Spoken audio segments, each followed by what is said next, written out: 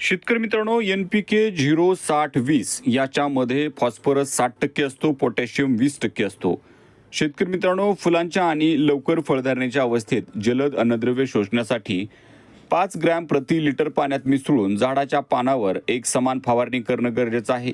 जमिनीतून आपण वापर करू शकता, ड्रेंचिंगच्या माध्यमातून किंवा ठिबकच्या माध्यमातून. यामध्ये भरपूर प्रमाणात फॉस्फरस आणि पोटॅशियम गरज असलेल्या अवस्थेमध्ये ठिबक सिंचन किंवा ड्रेंचिंगद्वारे आपण 2 किलो ते 5 किलो प्रति एकर क्षेत्रामध्ये याचा वापर करू शकता किंवा पिकांच्या गरजेनुसार आपण याचा वापर करू शकता. NPK 0-60-20 हे एक पूर्णपणे पाण्यात विरघळणारं फॉस्फरस आणि पोटॅशियम युक्त खत आहे, जे खास करून चुनखडीयुक्त जमिनीच्या साठी बनवलेलं आहे. याचा वापर आपण ड्रीप सिंचनासाठी सुद्धा करू शकता.